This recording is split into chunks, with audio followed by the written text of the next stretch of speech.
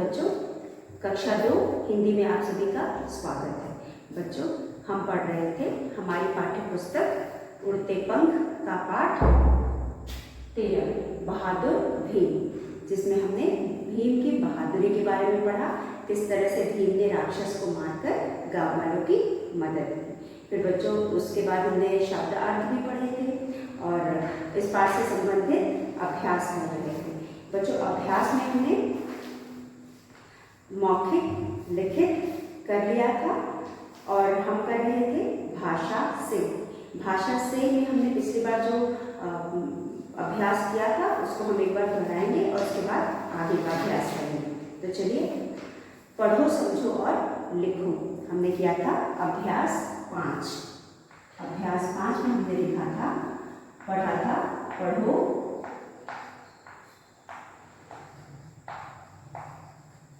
समझो और लिखो। बच्चों, हमें इसे पढ़ना है, समझना है, फिर समझ करके लिखना है। यहाँ पे हमने पढ़ा था क में पढ़ा था गांव, गांव प्लस वाला, गांव वाला। उसके बाद है ख में हमने पढ़ा था दाढ़ी, दाढ़ी प्लस वाला, वाला। उसके बाद हमने पढ़ा था ग में फल, फल वाला। फिर हमने पढ़ा था घर में हमने पढ़ा था घर, घर प्लस वाला, घर वाला। फिर हमने पढ़ा था फेरी, फेरी प्लस वाला। फिर हमने पढ़ा था च में हमने पढ़ा था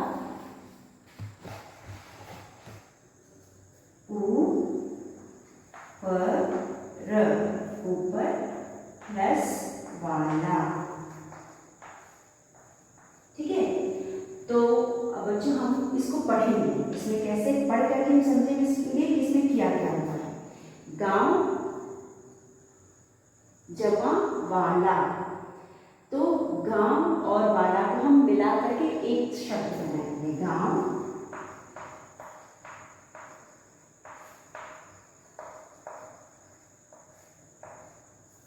वाला।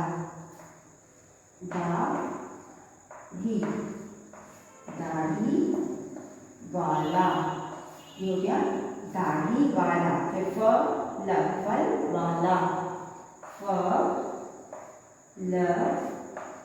वाला। फिर है घर वाला, घर वाला।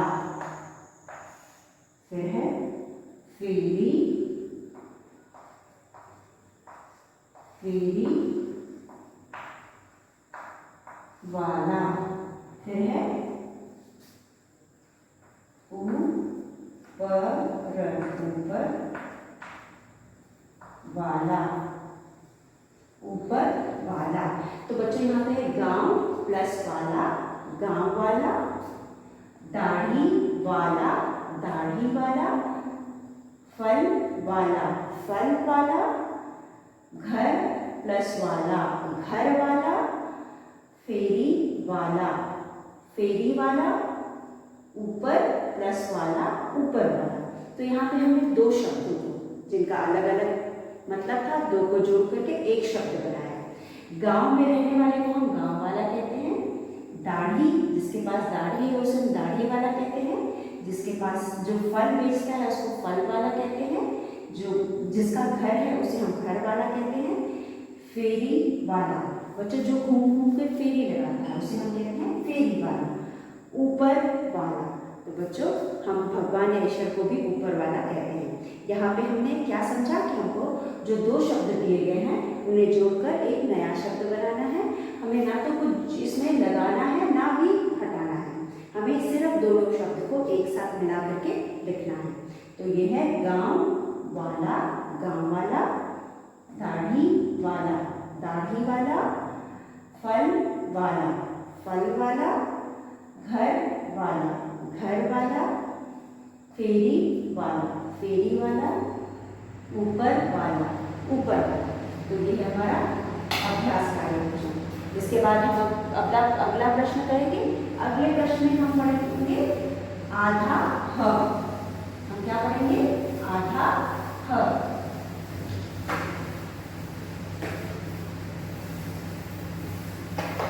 यहाँ पे हमारे पास है प्रश्न 6। इसमें हम समझो, समझो और बोल,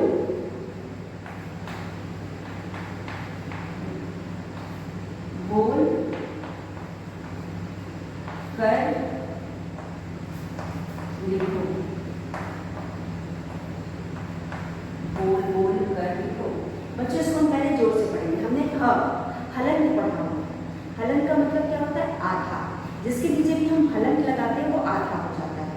जैसे कि क्लब, क प्लस क के नीचे हलन लगा दिया हुआ तो क बन गया। तो उसी तरह हम आधा शब्दों को दूसरे शब्द को के साथ जोड़ करके बनाएंगे। यहाँ पे क में हमारे पास है, क में है हमारे पास ह के नीचे हलन है, प्लस यहाँ पे हमारे पास है म। ठीक है, हमारे पास क्या है? म। क, प्रश्न क है हमारा। यहाँ पे ह जो है इसके नीचे हलन है। इसका मतलब ये है, ये ह के नीचे हलन का मतलब बच्चों हम बहुत सारे पाठ में पढ़ चुके हैं। हम पीछे वाले बहुत सारे पाठ में ये चीज हम पढ़ चुके हैं। जिस शब्द के नीचे भी हम हलन लगाते हैं उसको हम आधा पढ़ते हैं। ठीक है, या फिर हम उसके अगले अक्षर या वर्ण के साथ मिला करके उसको पढ़ते हैं। यहाँ पे ह को हम म के साथ मिलाएंगे। ठीक है, ह और म को एक साथ पढ़ेंगे और हमारा क्या बन जाएगा? ये। उसके बाद हम इसको ब्रह्मा, ये ब्र हो गया, ब के साथ र, ब्रह्म हा। यहाँ महा पढ़ेंगे, महा, महा, ब्रह्मा। ठीक है, फिर उसके बाद हो जाएगा ब्राह्मण, ब्राह्मण, ब्राह्मण या ब्रह्मा। ह से बना दूसरा शब्द हम इसे पढ़ेंगे ब्राह्मण। फिर बना हमारे पास ब्राह्मणी, ब्राह्मणी, ये बन गया ब्राह्मणी। तो हमने आधा अ और म, आधा अ और म, ब्रह्मा, ब्राह्मण, ब्राह्मणी ये शब्द बने। उसके बाद हम बनाएंगे ह से। अब हमारा दूसरा शब्द क्या है? और इसको पता है हम और कैसे लिख सकते हैं? ह और आधा म करके भी लिख सकते हैं। जैसे कि हम इसको इस तरह से लिखने की जगह हम इसको ऐसे भी लिख सकते हैं। हम इस ह को इसको म को इस तरह से लिख सकते हैं, ह के साथ म मिला करके। देखिए चलिए, ह और इस ह के साथ म लिखेंगे, ये म वही हो जाएगा। ठीक है, जैसे कि ये ह म लिखा, ये भी म हो जाएगा। और यहाँ हम इस ब्राह्मण को हम इस तरह से लिख सकते हैं,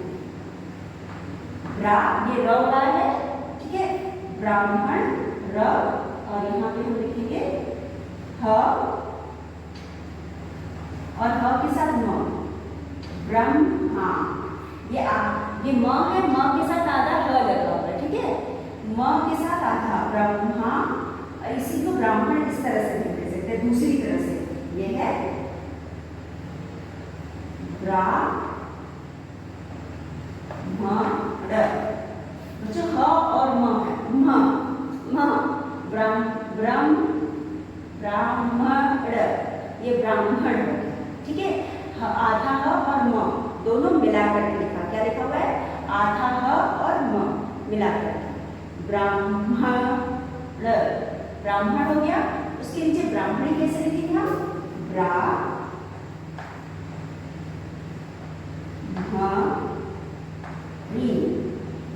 ब्राह्मणी, ब्रह्मा, ब्राह्मण, ब्राह्मणी। ठीक है, हाँ हम इसको इस तरह से भी माँ करके भी लिख सकते हैं और इस तरह से भी लिख सकते हैं, ह के साथ माँ लगा के या ह के नीचे हलक लगा के।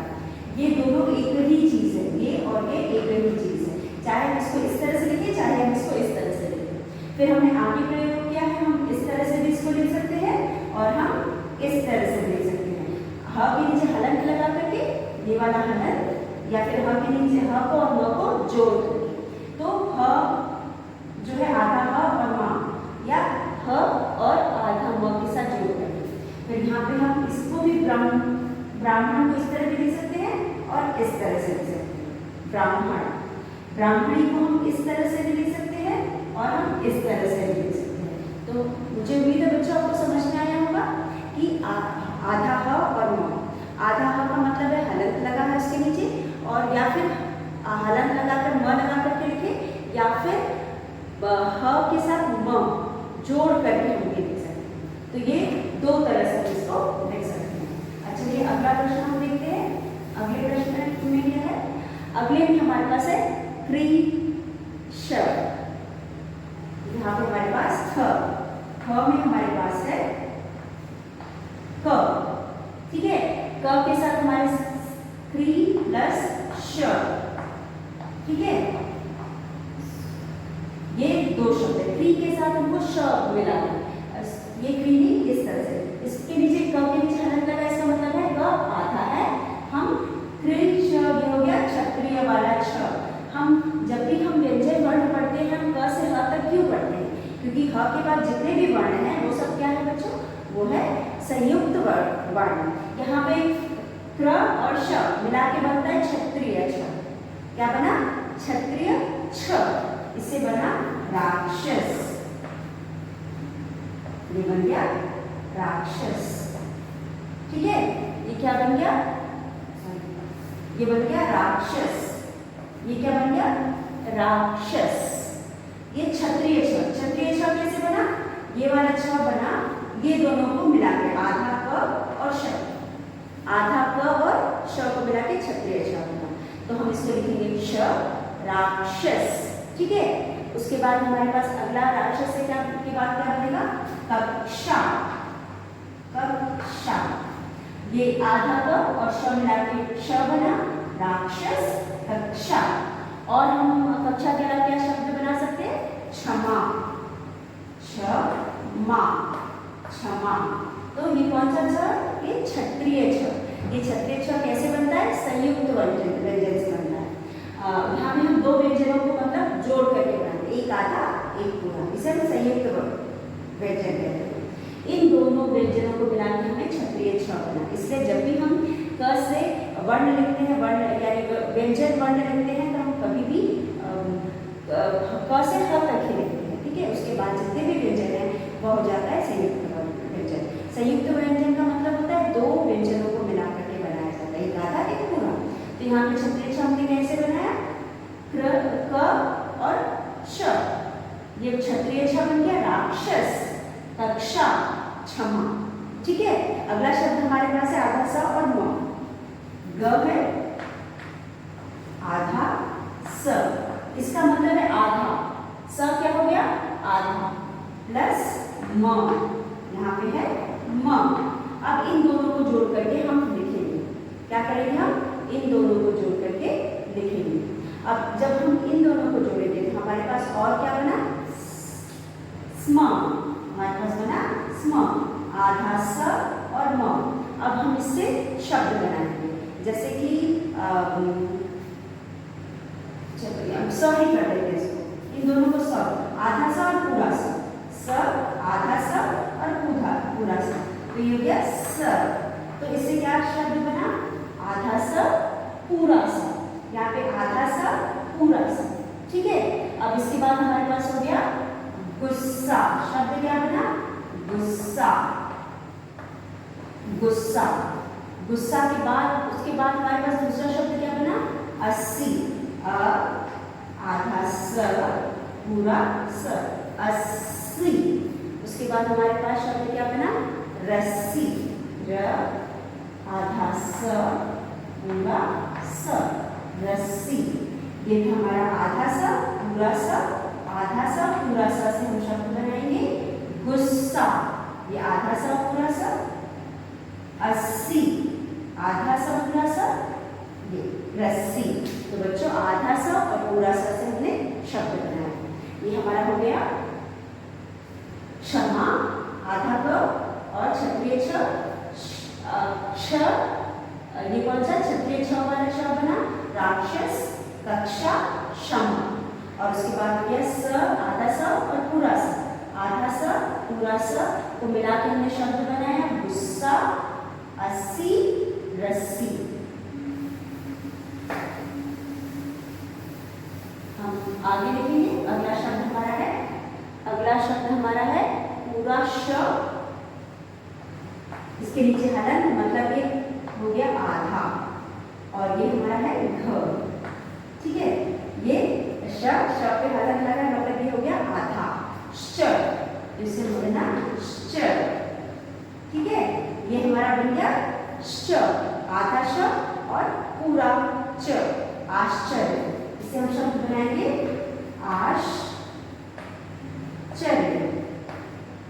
आश्चर्य। ठीक है, ये हो गया आश्चर्य। ये हो गया निश्चय और ये हो गया पश्चात।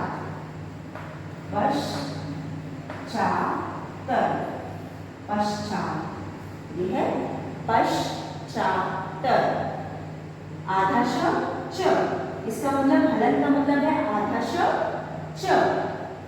च। आश्चर्य निश्चय पश्चात। अब बच्चों हम पिछले 3-4 पार्ट्स हम पढ़ते आ रहे हैं आधा वाला कॉन्सेप्ट। तो अभी तक आपको आधा शब्द का प्रयोग समझ में आ गया होगा कि हर शब्द में एक ही नियम नहीं लागू होता। किसी में हम आधा करके भी लिखते हैं या कुछ में हम आधा भी लिख सकते हैं और पूरा करके हलन लगा करके भी लिख सकते हैं। ठीक है, और तो दोनों तरह से लिखा। जैसे कि हमने ह म आधा ह और म को लगाया। ह हलन के साथ भी म लग सकता है और ह के साथ आधा म लिख करके भी हो सकता है। ठीक है, मतलब ह को म के साथ मिला।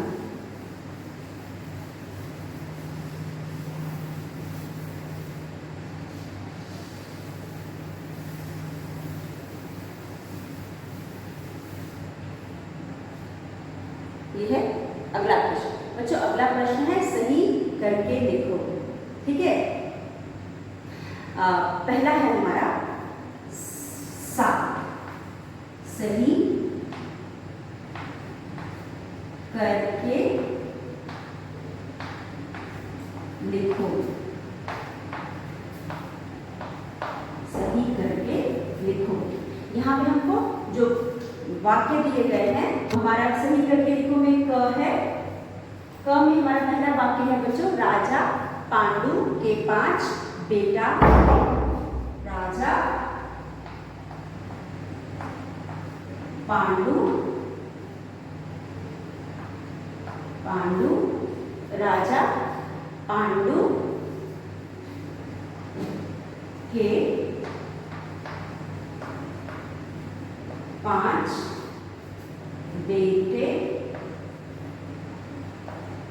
बेटा थे। तो बच्चों राजा पांडु के 5 बेटा थे। इसमें क्या गलत है बच्चों? ये जो वाक्य लिखा हुआ है इसमें कुछ ना कुछ गलत है। उसे हमें सही करके फिर उसका उत्तर मतलब उसको सही करके नीचे लिखना है। प्रश्न है हमारा सही करके लिखो। राजा पांडु के 5 बेटा थे। क्या गलत है इसमें बच्चों? क्या आपको समझ में आया क्या गलत है? इसमें गलत है बेटा। बेटा क्या है? आपको बेटा लगेगा जब एक चीज रहे। अगर एक बेटा होता तो बेटा बनता।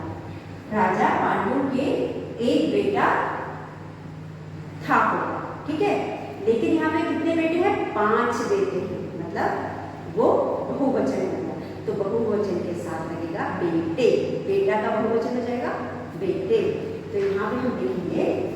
राजा, इसका उत्तर होगा आपका राजा पांडु के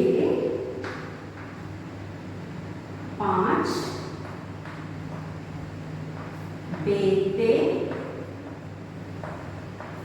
थे। राजा पांडु के कितने बेटे थे? 5 बेटे थे। तो 5 क्योंकि बहुवचन हो गया है, एक से अधिक हो गया है, तो इसके साथ लगने वाला बेटे क्या है? संज्ञा भी बहुवचन में हो जाएगा। बेटे की संज्ञा हो गया, ठीक है, तो यह भी बहुवचन में हो जाएगा। बेटा हो जाएगा बेटे और थे तो है, तो यहाँ पे बेटा गलत है। 5 के साथ यहाँ पे बेटा नहीं बेटे हो जाएगा, तो आप यहाँ पे लिखेंगे बेटे। अब आपका वाक्य सही होगा, राजा पांडु के 5 बेटे थे। हमें वाक्य गलत है, जो भी वाक्य में गलत है उसे सही करके लिखना है। अगला वाक्य हमारे लिए ख, गांव वाले राक्षस से बहुत परेशान था। अगला वाक्य हमारा ख है, गांव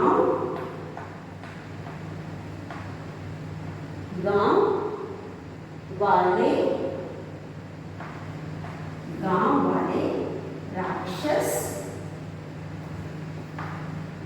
से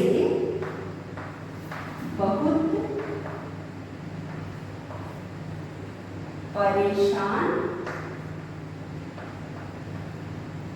परेशान गांव वाले राक्षस से बहुत परेशान था। तो बच्चों क्या गलत है इस वाक्य में? इस वाक्य में क्या, गांव वाले राक्षस से बहुत परेशान क्या था? इसमें ये जो था, गांव वाले क्या हो गए? गांव वाले क्या हो गए? ये बहुवचन हो गया, तो बहुवचन के साथ हम क्या लिखेंगे? थे। बहुवचन के साथ गांव वाले, बहुत सारे गांव वाले थे, राक्षस से बहुत परेशान थे, तो गांव वाले के लिए थे लिखेंगे, था एक के लिए लिखेंगे, लेकिन यहाँ गांव वाले बहुत सारे हो गए, बहुत सारे गांव हो गए, उनके साथ हम थे लिखेंगे। तो यह हो गया उत्तर, ख का उत्तर हो गया गांव वाले राक्षस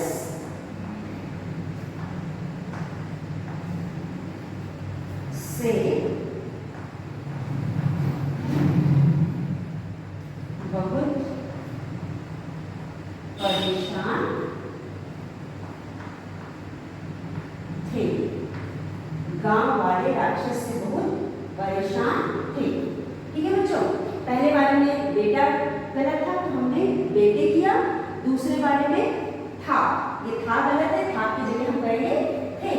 तो बच्चों यहाँ पे हम बहुवचन में जो भी लगाते हैं उस वही गलत है। जैसे कि पहले वाक्य में राजा पांडु के 5 बेटा थे, तो जब 5 बेटे हो गए, बहुवचन एक से अनेक हो गया, एक से ज्यादा हो गया, तो ये थे नहीं, बेटा नहीं बल्कि बेटे हो जाएगा। क्या हो जाएगा? बेटे हो जाएगा। और उसी तरह दूसरे में गांव वाले राक्षस से बहुत परेशान था, गांव वाले हैं, बहुत सारे गांव वाले हैं, तो ये हो जाएगा थे, था की जगह थे। चलिए हम अगला करेंगे।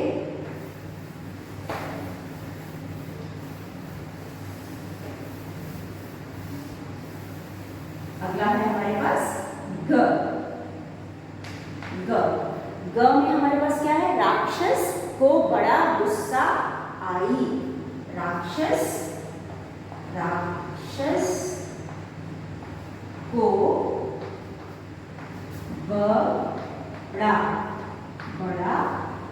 गुस्सा आई। बच्चों, राक्षस को बड़ा गुस्सा आई होगा या आया होगा? आई होगा या आया होगा?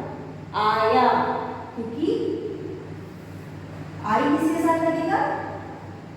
यहाँ पे आई लगेगा। अगर यहाँ पे राक्षसी होगी तो अब यहाँ पे उत्तर में आप लिखेंगे राक्षस पुल्लिंग है तो राक्षस के साथ आया लगेगा। राक्षस को बड़ा गुस्सा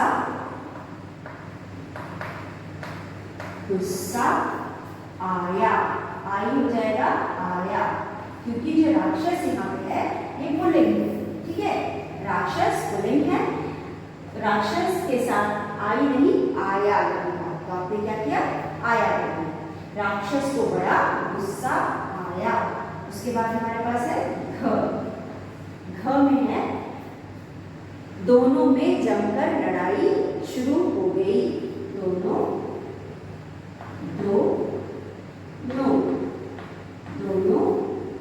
में जमकर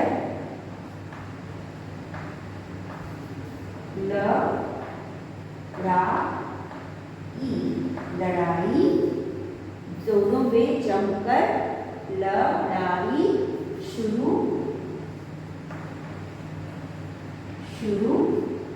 दोनों में जमकर लड़ाई शुरू, दोनों में जमकर लड़ाई शुरू हो गया। क्या होगा यहाँ पे, क्या होगा, दोनों में जमकर लड़ाई शुरू हो गया होगा कि गई होगा, गया होगा कि गई होगा। तो यहाँ पे हम लिखेंगे उत्तर में दोनों, गया नहीं होगा, ये हो जाएगा गई। दोनों में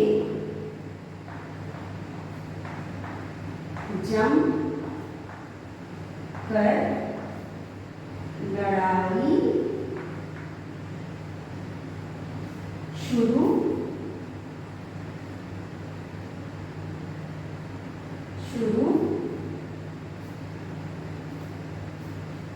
हो गई। यहाँ पे बड़ी गई। ठीक है, तो गया की जगह गई। दोनों में जमकर लड़ाई शुरू हो गई। तो हमने यहाँ पे गया की जगह गई कर दिया। तो आइए एक बार फिर से पढ़ते हैं। राजा पांडु के 5 बेटा थे। बेटा गलत है, बेटा की जगह हम करेंगे बेटे, क्योंकि यह बहुवचन हो गया। बहुवचन के साथ बेटा नहीं बेटे लगेगा। उसके बाद है गांव वाले राक्षस से बहुत परेशान था नहीं थे हो जाएगा। यहाँ पे भी बहुवचन है, क्योंकि गांव वाले बहुत सारे हैं तो वो बहुवचन हो गया। तो बहुवचन के साथ था नहीं थे लगेगा। राक्षस को बड़ा गुस्सा आई, क्योंकि राक्षस पुल्लिंग है तो यहाँ पे आई नहीं आया होगा। राक्षस को बड़ा गुस्सा आया। दोनों में जमकर लड़ाई शुरू हो गया। तो यहाँ पे दोनों में जमकर लड़ाई शुरू हो गई, गया नहीं होगा, गई होगा। तो हम यहाँ गई करेंगे। ठीक है, तो यह था हमारा प्रश्न 7। अब हम बच्चों आगे बढ़ेंगे। अब करने की बारी। अपनी बहादुरी का कोई कारनामा राक्षस में सुनाओ। अपनी बहादुरी का कोई कारनामा अपनी कक्षा में सुनाओ। बच्चों, अपनी बहादुरी का कोई कारनामा मतलब अगर आपने ऐसी कोई बहादुरी का काम किया हो, जैसा कि भीम ने किया था। भीम ने क्या बहादुरी का काम किया था? भीम ने राक्षस को मार करके बहादुरी का काम किया था। राक्षस को क्यों राक्षस को मारना बहादुरी का काम हुआ? क्योंकि राक्षस भी बहुत बलवान होता है और उसने पूरे गांव को परेशान करके रखा हुआ था और राक्षस को मारकर उन्होंने पूरे गांव की मदद की थी। ठीक है, अपनी बहादुरी का कोई कारनामा कक्षा। तो अगर आपने भी कोई ऐसा काम किया हो जहां आपने किसी को बचाया हो या किसी की को बचा करके मदद किया हो, तो आप उस कहानी को भी अपने कक्षा में सुना सकते हैं। या आपने ऐसी आपके आसपास ऐसी कोई कहानी हुई हो जहाँ पे किसी और बच्चे ने किसी को बचाया है, तो भी आप कहानी सुना सकते हैं। ठीक है, अपने दोस्तों को सुना सकते हैं। और प्रश्न ख है, वीरता पुरस्कार प्राप्त बच्चों की वीरता की कहानियाँ पढ़ो और सुनाओ। क्योंकि बच्चों, इन कहानियों को पढ़ने से हमें भी कुछ करने की या किसी की मदद करने की प्रेरणा मिलती है, या फिर कुछ वीरता भरा कार्य करने की प्रेरणा मिलती है। कभी कभी क्या होता है कि हम डर के मारे या हमें परेशानी होने के मारे हम किसी की मदद नहीं करते हैं।